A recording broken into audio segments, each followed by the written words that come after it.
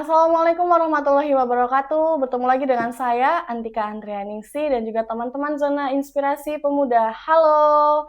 Nah, teman-teman Zona Inspirasi Pemuda, kali ini kita bertemu lagi sebagaimana Zona Inspirasi Pemuda ini sebagai wadah diskusi mengenai tentang isu-isu strategis pemerintahan. Nah, sebelum kita membahas tentang tema hari ini, karena kita masih ada di bulan Syawal ya, alangkah baiknya kita saling bermaaf-maafan. Minal aizin wal faizin untuk semua teman-teman pemuda yang ada di Nusantara. Nah, teman-teman pemuda, kali ini kita sedang mengambil tema tentang Danantara, yang mana ini menjadi salah satu program kerja pemerintah yang sangat strategis yang hari ini sedang banyak sekali dibicarakan, seperti itu. Nah, apa sih sebenarnya Danantara itu? Danantara adalah dana Anagata Nusantara, yang mana di sini sebagai investasi pemerintah yang didirikan oleh pemerintah untuk mengkonsolidasikan dan juga mengoptimalkan investasi pemerintah guna mendukung pertumbuhan ekonomi. Dan dalam Danantara ini juga pemerintah itu menggunakan pendekatan sebagai pendekatan profesional dan juga good governance. Teman-teman pemuda, kali ini saya nggak sendiri, tentunya saya bersama ya bisa disebut dengan kakak, kerabat, teman, sahabat, dan juga mentor. Kak Panji ini adalah salah satu pengamat ekonomi dan juga beliau itu adalah salah satu pengurus pusat Himpunan Pengusaha Muda Indonesia. Halo Kak Panji, Halo, gimana kabarnya Kak? alhamdulillah sehat. Sehat, Harus alhamdulillah. sehat karena negara kondisi sedang Oh tidak iya, sehat. Oh betul. iya, Keluarga baik? baik, alhamdulillah. Alhamdulillah. Oh guys, sebelumnya for your information ya, nama panjangnya Kak Panji adalah Kak Panji Sukmanugraha. Nah, Kak Panji, tadi kan udah dijelasin tuh soal hari ini program kerja pemerintah yang sangat banyak sekali dibicarakan, dibahas, yaitu soal Danantara. Yes. Nah, tadi sudah disebutkan bahwasanya Danantara itu adalah badan pengelola investasi pemerintah, yang mana di sini juga Danantara melakukan pendekatan profesional dan juga good governance. Menurut Kak Panji sendiri nih, Danantara itu bagaimana tanggapan mengenai tentang Danantara itu sendiri? Ya, ya sebelumnya saya ucapkan Assalamualaikum warahmatullahi wabarakatuh. Hai sobat Waalaikumsalam. anak-anak muda Nusantara, senang bisa berbagi dan sharing bersama kalian semua.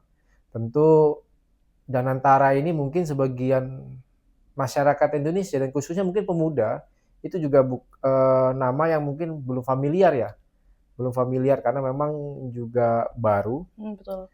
dan mungkin juga tidak semuanya update terkait Iya. perkembangan terkait Danantara. Jadi memang Danantara ini adalah badan, bukan hanya sekedar badan ya, Iya, tapi iya. memang badan baru yang memang memiliki tujuan bagaimana pengelolaan aset dan investasi itu biar optimal gitu Hmm. yang ada di Indonesia. Karena mungkin selama ini banyak aset-aset yang dimiliki negara, terkhususnya BUMN itu juga tidak dimaksimal dengan digunakan dengan maksimal gitu. Nah, dengan adanya Danantara ini, nah mungkin nanti bisa menambah pendapatan negara. Oh gitu Mm. nih. Ngomong-ngomong soal pendapatan negara nih Kak Panji, itu kan sebagai salah satu tantangan fundamental ya. Tantangan fundamental dalam pengelolaan aset investasi pemerintah. Nah, tantangan fundamental ini kan hari ini yang sedang terjadi adalah efisiensi negara ya. Mm-mm. Efisiensi negara dalam pengelolaan aset pemerintah. Kira-kira menurut Kak Panji sendiri nih, penting nggak sih adanya Danantara di situasi negara yang seperti ini? Jadi kita juga harus memisahkan situasi dan kondisi. Jadi kalau kita bicara tentang negara, struktur anggaran itu kan kita ngomongnya APBN. Iya, betul Jadi betul. APBN dengan sebenarnya dengan konteks Danantara agak berbeda. Hmm. Jadi memang Danantara ini kan aset, ya kan, baik yang sifatnya barang ataupun nilai yang dimiliki negara atau dikelola oleh BUMN, dimiliki BUMN, itu yang memang juga tidak ada hubungannya dengan pendapatan asli negara. Oh gitu. Misalnya APBN itu kan misalnya ada pendapatan dari pajak, dari investasi dan yang lain-lainnya. Jadi agak berbeda. Nah, tujuan dari Danantara sendiri ini bagaimana bisa memaksimalkan aset untuk menyumbang pendapatan negara. Jadi memang ke depan dari cita-cita Danantara ini bisa memaksimalkan aset dan investasi untuk menambah pendapatan negara. Nah, teman-teman pemuda ini benar-benar sangat menarik ya, karena kan Danantara ini kan sudah dibentuk nih Kak, sudah dibentuk pastinya kan di situ juga sudah ada strukturalnya, dari mulai dewan penasihat, terus ataupun ketua pembina dan juga pimpinan dan lain-lain sebagainya nih Kak. Nah, mungkin sedikit banyaknya yang harus kita apa yang harus kita lakukan kepada masyarakat supaya masyarakat itu tuh percaya bahwasannya Danantara ini tuh bisa menjadi program kerja aset investor untuk bisa berkelanjutan seperti itu. Dan juga bagaimana nih Kak cara kita untuk bisa transparansi dan akuntabilitas terhadap BPI Danantara ini supaya masyarakat itu tuh nggak bukan skeptis ya, tidak bisa percaya atau bahkan kan hari ini masyarakat banyak sekali nih yang kurang percaya, bahkan nggak percaya apa yang bisa kita lakukan supaya bisa transparansi gitu Kak. Mengenai tentang background of the strukturnya tadi itu, strukturnya. Ya memang kita tidak bisa menyalahkan publik juga, terutama masyarakat kan gitu. Karena memang transparan ini juga bukan soal tuntutan moral gitu, tapi memang bagaimana keberhasilan dalam pengelolaan aset negara itu dan memang tantangannya juga cukup besar ya. Yang pertama, kalau kita hari ini melihat minimnya kepercayaan publik terhadap resistansi politik. Karena habis pilpres, tensi politiknya juga masih tinggi. Kemudian orang-orang yang berbeda pandangan politik dan yang lain-lain pasti akan berasumsi ABC dan sebagainya. Itu wajar. Kemudian juga ketidakjelasan pertanggungjawabannya Danantara ini kepada presiden gimana gitu. Karena memang ini kan langsung presiden ini. Iya benar-benar. Nah langsung presiden. Karena memang apalagi misalnya kemarin ada anggota KPK yang masuk BPK ya. BPK. Yang masuk dalam struktur itu kan juga seharusnya mereka kan independen gitu. Yang langsung mengawasi, tapi kenapa dia masuk gitu. Karena juga ada asumsi-asumsi yang seperti itu. Nah, itu biasa sih. Betul. Nah, itu kan menjadi trust publik ya, kalau bahasa anak sekarang trust publik itu terhadap pengelolaan keuangan negara. Kenapa strukturalnya kok bisa banyak memiliki rekam jejak yang mungkin itu kurang baik, dianggap masyarakat seperti itu. Nah, menurut Kak Panji sendiri sebagai pengamat ekonomi nih, apa sih manfaat yang baik dalam pembentukan Danantara ini? Ya kalau manfaatnya sih banyak karena memang peningkatan negara bukan pajak ini juga bisa lebih produktif melalui aset-aset itu tadi gitu loh. Jadi kalau yang kedua misalnya kualitas investasi publik pasti akan meningkat dan objektif gitu, bukan kepentingan politik itu harapannya. Nah kemudian efisiensi belanja modal. Jadi selama ini kan kalau kita mau investasi itu yang kita bangun itu infrastruktur dulu. Infrastruktur. Nah sekarang itu infrastruktur yang udah ada itu bagaimana dikelola dan kembangin menjadi peningkatan nilai investasi gitu kan. Jadi kalau kita misalnya mau bangun pabrik misalnya, nah ini udah ada pabrik, apa kita bangun pabrik lagi? Ya udah dimanfaatkan aja pabrik, nanti modal untuk infrastrukturnya bisa untuk ngembangin bisnis yang lain. Iya, benar. Itu salah satunya begitu. Terus kemudian negara itu kan juga punya hotel misalnya, tapi selama ini hotelnya tidak maksimal. Nah bagaimana pengelolaan hotel ini bisa menjadi maksimal? Entah bekerja sama nanti dengan pihak asing gitu kan. Jadi semua bisnis itu tidak harus pakai duit negara. Jadi memang duit Danantara ini mungkin sebagai modal awal lah. Modal awal ya. Nah makanya bagaimana mengintegrasikan data-data investasi yang ada yang di negara miliki ya kan di tingkat kementerian dan yang lain-lain itu ditata ulang lagi gitu. Karena selama ini kan juga beda-beda, mungkin tidak ada sinkronisasi yang secara satu pintu gitu kan. Itu juga mungkin di awal bisa melakukan mitigasi itu. Itu sebenarnya juga penting bahwa berapa sih nilai keseluruhan aset yang dimiliki negara gitu kan. Baik yang dimiliki kementerian, BUMN dan yang lain-lain itu kalau bisa dijadikan satu database ya kan, kemudian kita tahu nilai dan value-nya, itu bisa kita tawarkan kepada pihak investor asing dan yang lain-lain, ini loh kita punya aset ini, kamu mau nggak investasi? Iya. Misalnya. Nah, teman-teman pemuda tadi sudah sudah dipaparkan mengenai tentang manfaat. Kalau manfaat itu kan harapannya kita mengarahnya pada hal-hal yang baiknya. Sedangkan ini ngomongin soal tantangan nih Kak, tantangan BPI dan Antara ini itu kan perlu kita mitigasi ya, perlu kita mitigasi sehingga BPI dan Antara ini tuh bisa mencapai tujuan yang sudah ditargetkan seperti itu. Nah, menurut Kakak nih, tantangan-tantangan yang seperti apa yang harus kita mitigasi gitu? Jadi yang pertama memang kurangnya komitmen politik. Komitmen politik. Oke, yang kedua dan birokrasi yang konsisten. Jadi selama ini kan birokrasi tidak konsisten, ganti pemimpin, ganti aturan, Aturan ya. ya kan. Nah, pertanyaannya apakah nantinya birokrasi dan birokrasi yang akan dibangun ini secara konsisten itu kan juga perlu, ya mungkin juga butuh proses ya, karena di awal ini kita juga hanya berasumsi. Betul. Tapi kita melihat pengalaman sebelumnya itu juga banyak lah gitu, aturan yang berubah-ubah bahkan tumpang tindih. Ini yang penting juga untuk dilakukan perbaikan. Yang kedua memang kemudian masalah integrasi data. Data aset lintas kementerian dan lembaga ini juga penting dilakukan seperti saya bilang tadi.